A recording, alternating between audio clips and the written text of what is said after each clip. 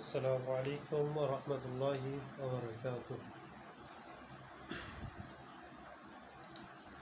আজ বর্তমান বাংলাদেশ আমরা অনেকেই মনে করি যে একটা মুসলিম রাষ্ট্র, মুসলিম অধ্যুষিত রাষ্ট্র, কিন্তু বড় পরিতাপের বিষয় যে আসলে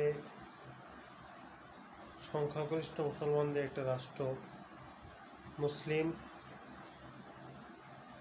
হয় না।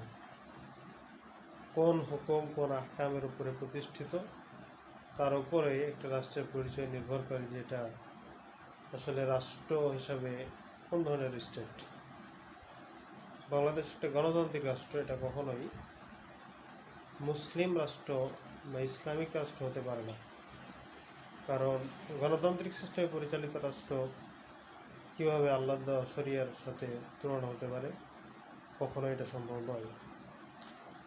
বর্তমানে বড় দুঃখের বিষয় যে আল্লাহ তাআলা যে কথাটি বলেছেন,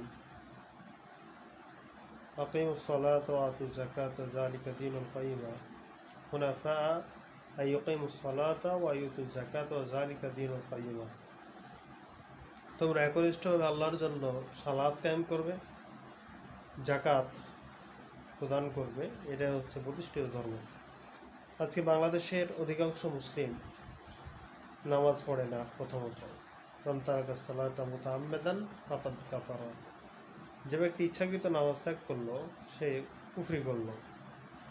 আজকে আমরা আল্লাহ রসুলের সাহাবায়ে কেরাম এশার নামাজ, ফজরের নামাজে অনুপস্থিত না থাকলে, জামাতে না আসতে পারলে তারা মনে করতেন যে হয়তো তার মধ্যে কুফরি ঢুকে গেছে, মুনাফিকি ঢুকে গেছে, সে মুনাফিক হয়ে গেছে।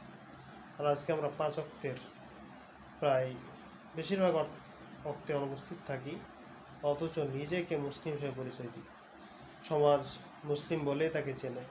এটা বড় দুঃখের বিষয়, আফসোস। কারণ বর্তমান আলেম সমাজ হচ্ছে অর্থের গোলাম। এই গোলামির কারণে সঠিক ফতোয়া আজকে তাদের মধ্য থেকে উঠে গেছে বলা যায়, এবং তাদের মধ্যে কোনো ক্ষোভ তৃষ্ণা তৈরি হয় না। কারণ আল্লাহ রসুলের নামাজের সাথে সাহাবায়ে কেরামের চেন অফ কমান্ড ছিল। আজকের ইমামদের সাথে মুসল্লিদের কোনো চেন অফ কমান্ড থাকে না। তারা শুধুই একজন কর্মচারী হিসাবে নামাজ পড়ান, আবার নামাজ পড়িয়ে শেষ, তাদের আর কোনো খবর না। ইমাম মানে যে নেতৃত্ব, তাদের মধ্যে সেই গুণাবলী, সেই কার্যক্রম আজকে নেই। যার ফলে বাংলাদেশে মুসলমানরা নামমাত্র মুসলিম, কাজে মুসলিম হতে পারছে না, সমাজ সেভাবে ডেভেলপ হচ্ছে না। এই সমাজকে ডেভেলপ করতে হলে আমাদেরকে আবার একইভাবে দাওয়াতি কার্যক্রমের মধ্যে নেমে আসতে হবে। আবার আল্লাহর যে প্রতি ঈমান, সেই ঈমানের দিকেই মানুষকে আহ্বান করতে হবে। এছাড়া অন্য কোনো পথ অবশ্যই খুঁজে পাওয়া যাবে না।